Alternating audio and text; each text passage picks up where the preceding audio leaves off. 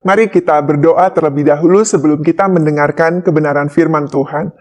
Tuhan Yesus yang penuh dengan kasih, kami pada saat ini berkumpul bersama-sama rindu untuk mendengarkan kebenaran firman Tuhan. Roh Kudus tolong kami sehingga sungguh benih firman Tuhan yang masuk dalam kehidupan kami akan terus bertumbuh dan hidup kami menghasilkan buah. Kami siap ya Bapa untuk diberkati. Di dalam nama Tuhan Yesus Kristus sama-sama kita katakan amin. Kita tuh senantiasa sering kumpul, sering ngobrol satu dengan yang lainnya, dan gak jauh-jauh pasti ada aja masalahnya. Masalah kita beda-beda, tapi gak jauh-jauh setiap kita pasti punya masalah. Kompleks banget masalahnya. Urusan rumah tangga ada masalah, urusan diri sendiri ada masalah, urusan mengenai usia ada masalah juga. Urusan anak ada masalah, urusan keluarga besar ada masalah. Pokoknya banyak banget. Bahkan bisa dikatakan begitu bangun tidur, buka mata, yang dilihat adalah masalah. Tapi tenang dulu, jangan takut, jangan takut. Kalau kita penuh dengan masalah di dalam kehidupan, kita punya mata lain loh untuk memandang apa yang sedang terjadi di dalam kehidupan kita. Namanya mata iman, karena mata iman beda dengan mata jasmani kita. Mata jasmani ngelihatnya masalah, mata iman ngelihatnya adalah jalan keluar.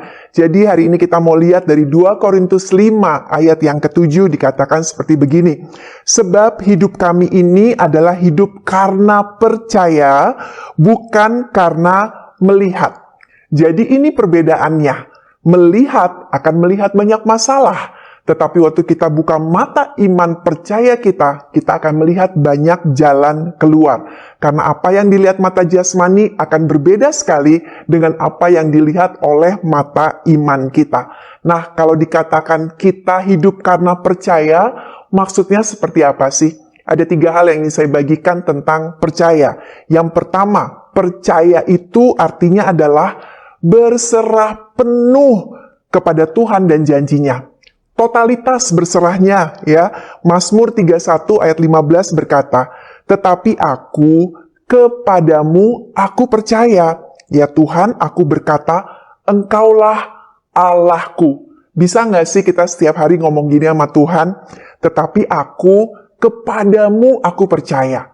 Waktu lihat masalah, tutup mata dan bilang, "Ya Tuhan, kepadamu aku percaya." Waktu lihat pergumulan, tutup mata, bilang hal yang sama. Kepadamulah aku percaya. Nah, masalahnya banyak di antara kita itu yang lebih percaya sama masalah. Yang lebih percaya kalau masalah kita ini gede banget, berat banget, nggak mungkin ada jalan keluarnya. Kita lebih percayanya kepada tantangan di depan mata kita daripada dengan Tuhannya.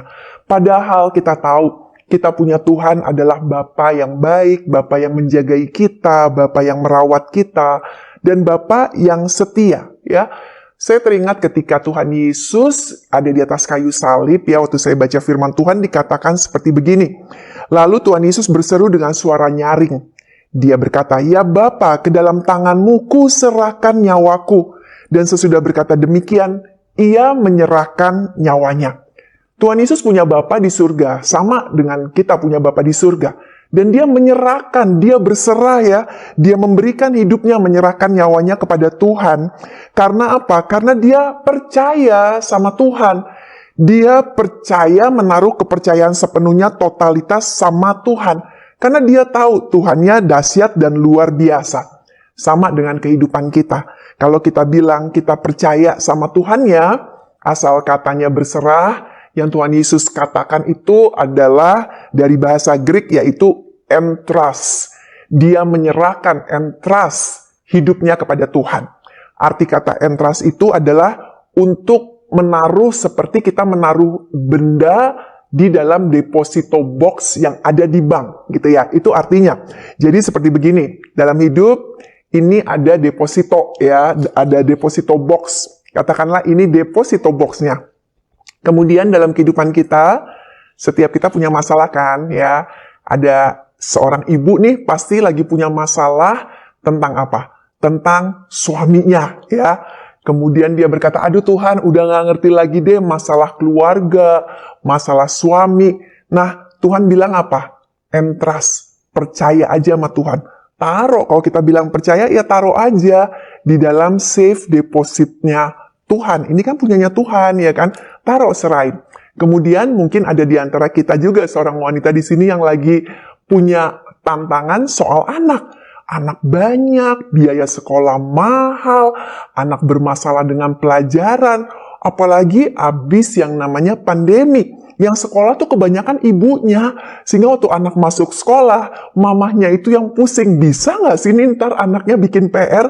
Nah itu masalah kita yang selanjutnya. Tuhan bilang apa? Serahkan, ya kan?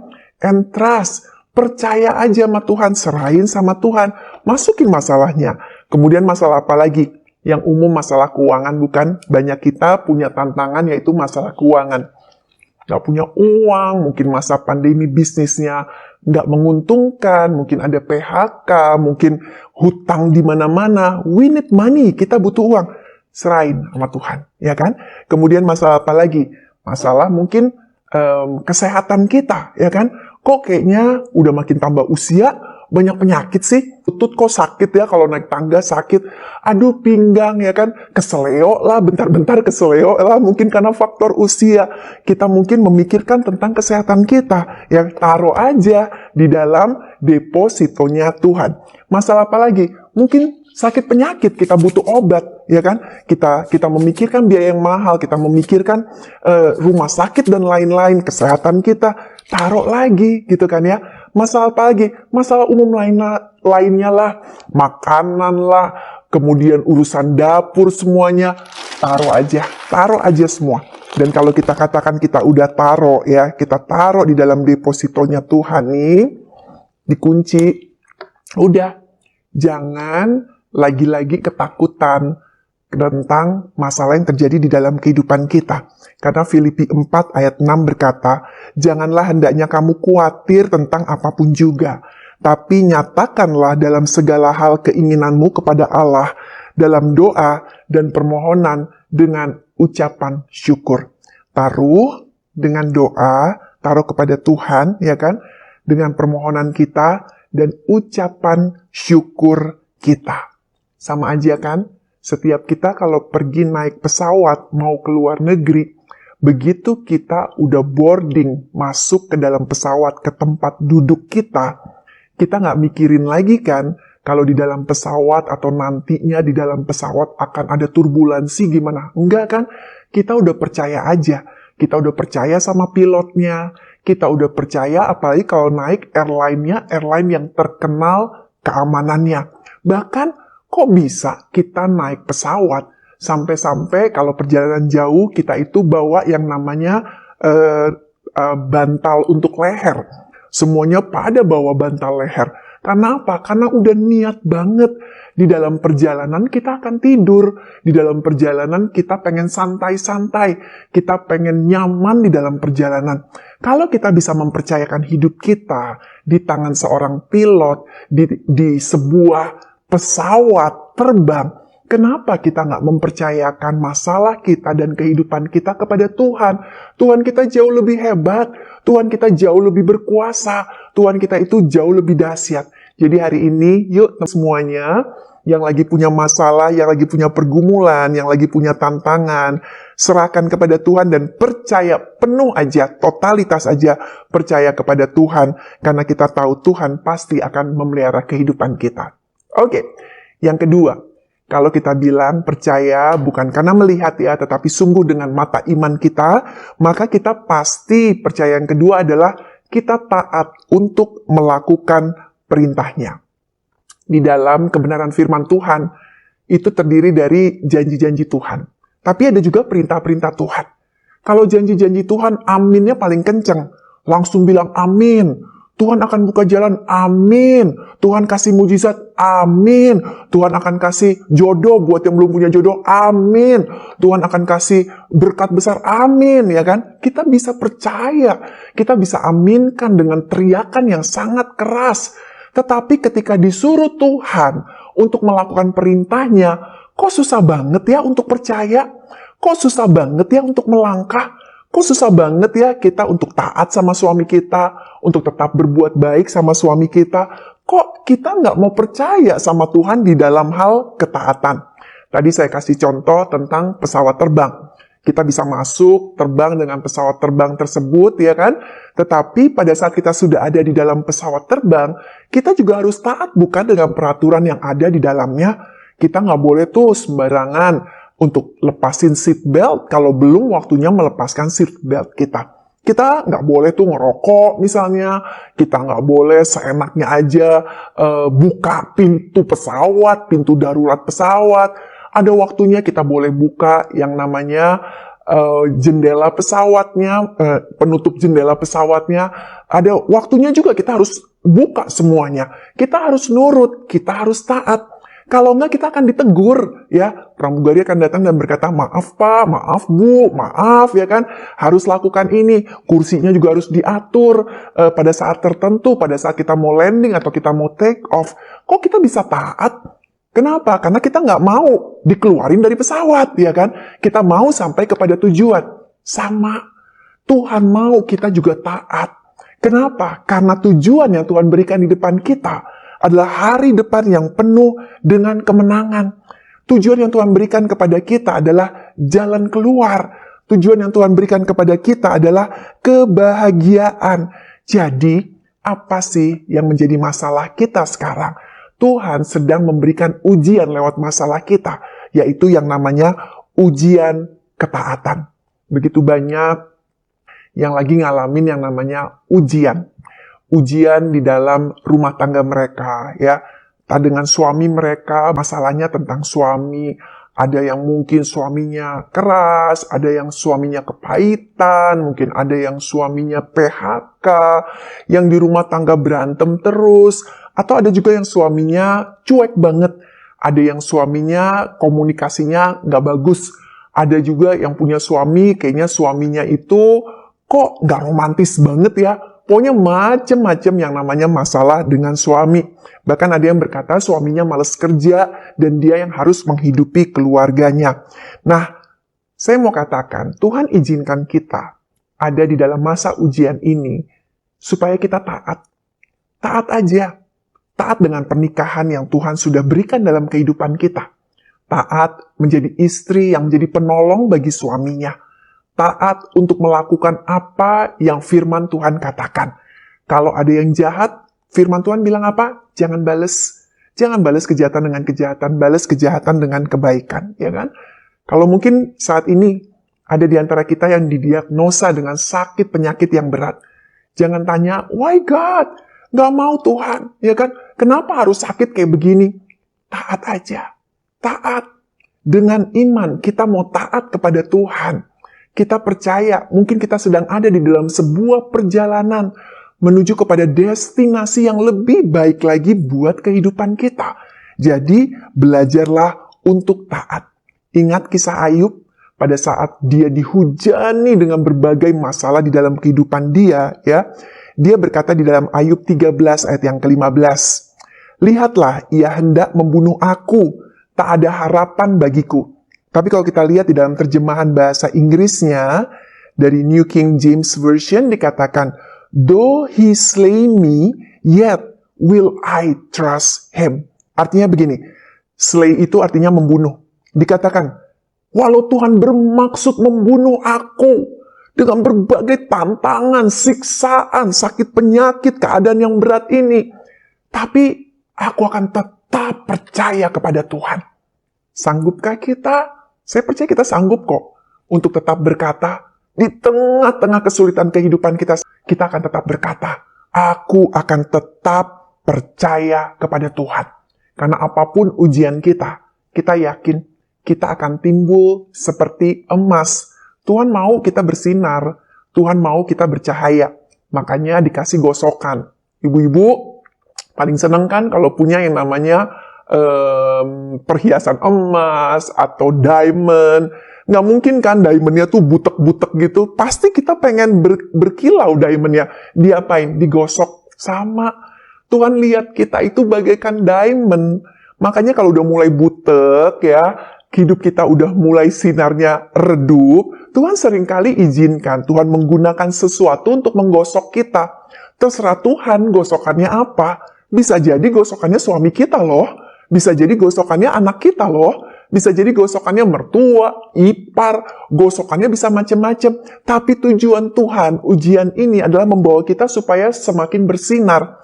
Jadi hari ini yang lagi digosok sama Tuhan, ya kan, bisa tetap berkata kepada Tuhan, sekalipun ya begitu banyak tantangan di dalam kehidupanku, ya kan, aku tetap akan percaya kepada Tuhan. 1 Petrus 3 ayat 9 berkata demikian. Dan janganlah membalas kejahatan dengan kejahatan, atau caci maki dengan caci maki, tetapi sebaliknya, hendaklah kamu memberkati, karena untuk itulah kamu dipanggil, yaitu untuk memperoleh berkat. Kita disuruh apa? Disuruh memberkati. Dijahatin nih, berkati. Dicurangin, berkati. Diomongin di belakang, berkati. Diapain deh, dianiaya, ya istilahnya dengan segala macam perkataan, tindakan orang, berkati. Taat aja. Aduh, kalau kita taat, kita akan melihat loh dengan mata iman kita, hal-hal dahsyat Tuhan sedang kerjakan di alam spiritual. Jadi, setia aja di dalam ketaatan kita. Jangan balas dendam ya. Oke. Yang ketiga, yang terakhir. Ketika kita bisa berkata, Tuhan, aku ini percaya bukan karena melihat ya, tetapi aku percaya karena aku punya iman di dalam Engkau. Arti yang ketiga adalah apa? Ketika kita bilang kita percaya, kita sedang menyesuaikan diri dengan waktunya Tuhan. Kita tuh banyak ya yang sering gak setuju sama jadwalnya Tuhan. Kita mau jadwal kita yang terjadi. Kita sering bermasalah loh dengan yang namanya waktunya Tuhan. Karena ternyata waktu kita sama waktu Tuhan tuh selalu beda waktu gitu ya. Rencana Tuhan sama rencana kita tuh bagaikan langit dan bumi. Jauh banget gitu ya. Nah, kita suka memaksakan waktu kita. Kita suka kasih batas waktu sama Tuhan. Kita maunya waktu kita yang terjadi. Tuhan, suamiku harus bertobat dalam waktu 3 bulan ini. Kalau dalam 3 bulan ini dia nggak bertobat, udah deh Tuhan. Udah deh, ya kan? Kita kasih batas waktu sama Tuhan. Tuhan, pokoknya penyakitku harus sembuh nih Tuhan. Dalam nama Yesus seminggu sembuh. Kalau nggak sembuh, kemudian kita kecewa gitu ya. Nah, kita harus lihat bahwa waktu Tuhan beda sehingga yang harus kita lakukan, kita harus menyesuaikan diri dengan waktunya Tuhan. Seperti tadi kita pergi naik pesawat, ya kan? Kita sampai di negara tujuan yang mungkin beda waktunya itu 12 jam. Kita di Indonesia masih siang, tapi begitu kita udah sampai di sana, kok malam. Mata melotot aja, nggak bisa tidur. Ya, kita jet lag. Kemudian perut tiba-tiba bunyi, jam 3 pagi, kelaparan. Karena di Indonesia mungkin waktunya adalah jam 3 siang. Waktu kita untuk makan misalnya gitu ya. Terus jam 5 pagi kok kepengen ngopi ya kan? Karena waktu di Indonesia itu jam 5 sore waktu kita untuk ngopi. Mau sampai kapan kita ada di negara orang dan kita nggak mau menyesuaikan diri? Nggak bisa. Karena akhirnya jadi kebalik kan? Nah sama, waktu kita menyesuaikan diri dengan waktunya Tuhan, memang di awal akan sukar. Karena kita seringkali bersikeras, harus terjadi Tuhan, harus segera Tuhan, harus, aku kan udah percaya mujizat, aku kan udah beriman, aku kan udah doa, ayo dong Tuhan, ayo dong Tuhan. Gak bisa. Sesuaikan diri kita aja dengan waktunya Tuhan.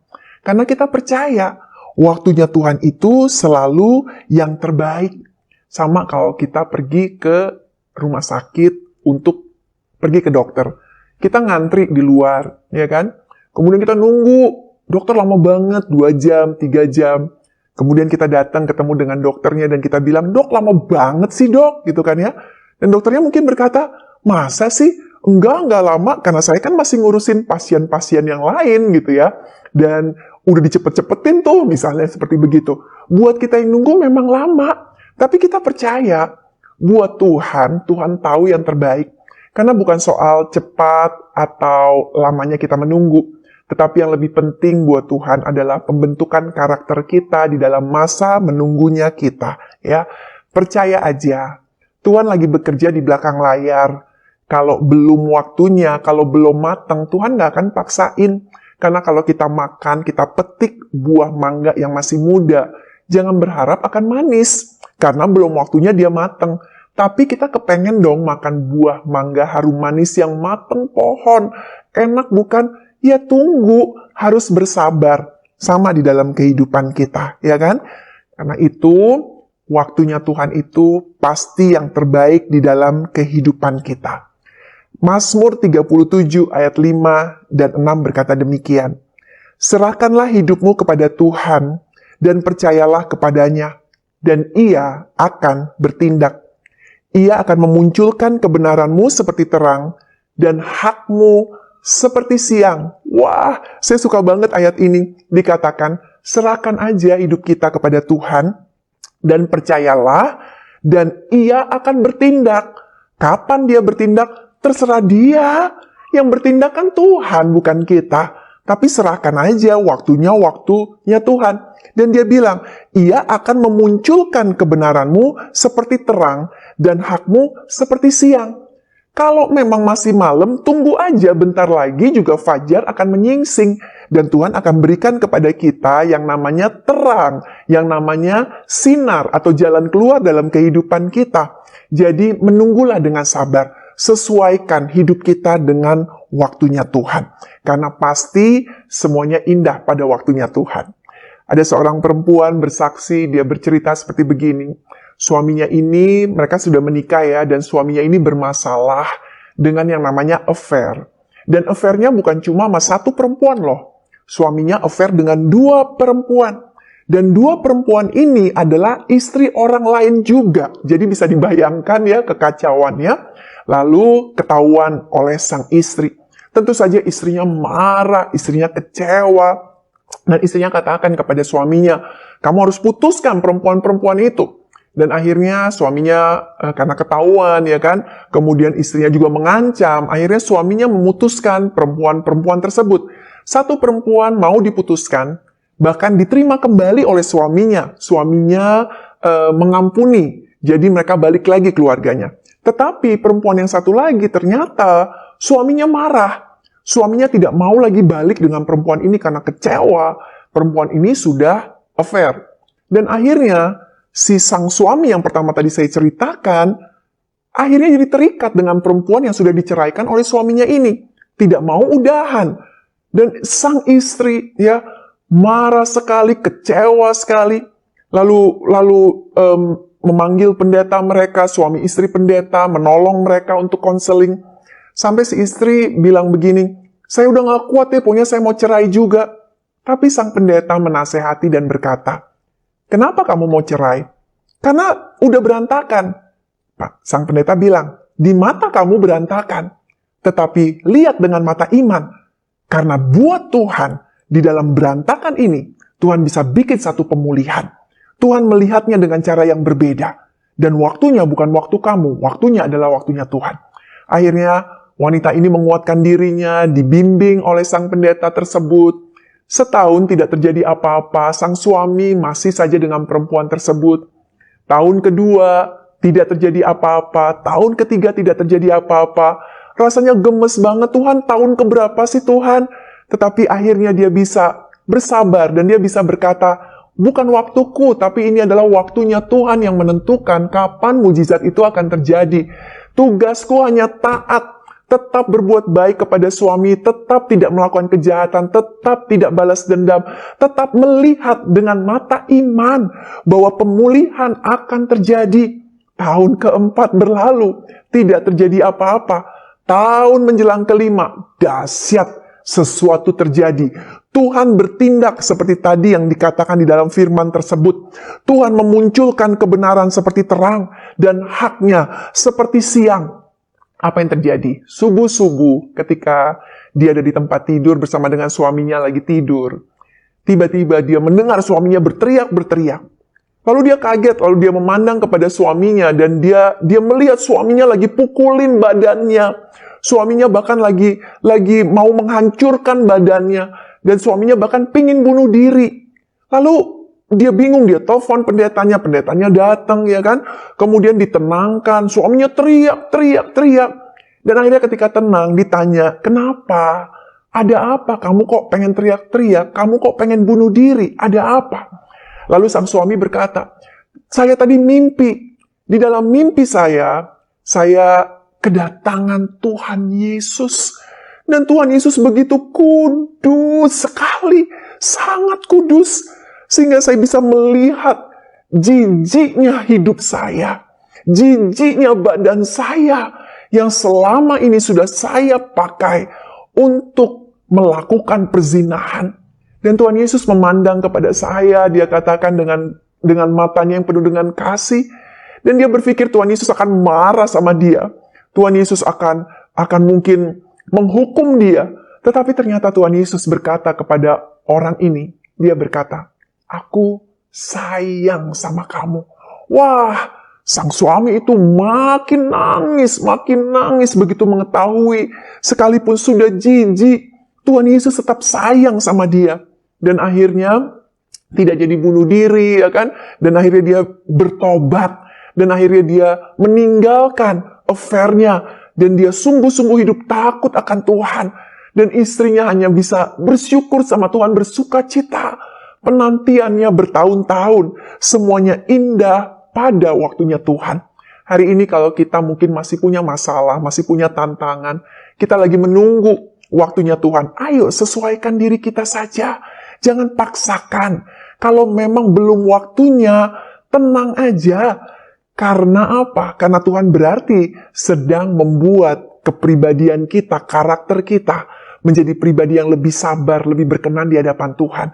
Tetapi kalau sudah waktunya, besok pun Tuhan bisa merubahkan keadaan kita. Minggu depan pun Tuhan bisa merubah keadaan kita. Dengan iman kita percaya, waktunya Tuhan akan tiba. Waktunya Tuhan pasti akan terjadi. Dan itu terserah Tuhan, bukan terserah kita. Hari ini sekali lagi, yuk, sekalipun begitu banyak masalah berseliweran di depan kita, tapi it's okay.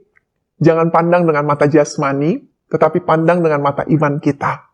Sekalipun masalah begitu berat di depan kita, tapi mata iman kita bisa berkata, aku tetap percaya kepada Tuhan. Dan 3 hal sudah saya bagikan. Percaya yang pertama artinya adalah apa? Berserah penuh kepada Tuhan. Serahin semuanya kepada Tuhan. Percaya dia akan bertindak. Yang kedua, pada saat kita bilang kita percaya, kita mau taat aja. Lakukan apa yang firman Tuhan suruh buat kita. Jangan dengerin kata orang kalau kata orang itu nggak sesuai firman Tuhan. Ya, tapi lakukan apa yang sesuai dengan firman Tuhan. Dan pada akhirnya, sesuaikan aja hidup kita dengan waktunya Tuhan. Karena semuanya indah pada waktunya Tuhan. Amin. Mari kita berdoa. Tuhan Yesus, terima kasih untuk kebenaran firman Tuhan yang kami dengar pada saat ini Tuhan. Yes Lord, masalah banyak tetapi hari ini iman kami dibangkitkan.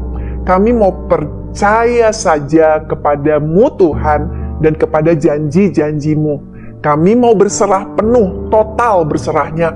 Kami mau serahin semuanya. Apapun masalah anak-anakmu Tuhan, teman-teman perempuanku saat ini Tuhan. Mereka masing-masing punya masalah. Di tangan mereka bertumpuk begitu banyak masalah. Sudah bertahun-tahun ada masalah, sakit penyakit, keuangan, keluarga, dan lain-lain. Tetapi saat ini Tuhan, kami mau serahkan ke dalam deposito box-nya Tuhan. Nggak ada lagi di tangan kami. Kami serahkan kepada Tuhan. Kami percaya, aman Tuhan. Masalah kami di tangan-Mu, karena Tuhan yang sedang mengerjakan jalan keluar. Dan pada akhirnya ya Tuhan, hamba berdoa, biar semua teman-teman, perempuan di tempat ini Tuhan, yang mendengarkan ini Tuhan, menyesuaikan diri dengan waktunya Tuhan. Karena bukan waktunya kami, tetapi waktunya Tuhan. Mujizat bisa terjadi kapan aja. Yang penting kami tetap percaya. Mujizat akan terjadi, pemulihan akan terjadi, kesembuhan akan terjadi, segala sesuatu yang baik akan terjadi yang berasal daripada Tuhan, tepat pada waktunya Tuhan. Kami terima dengan iman kami, di dalam nama Tuhan Yesus Kristus. Sama-sama kita katakan, amin. Tuhan memberkati.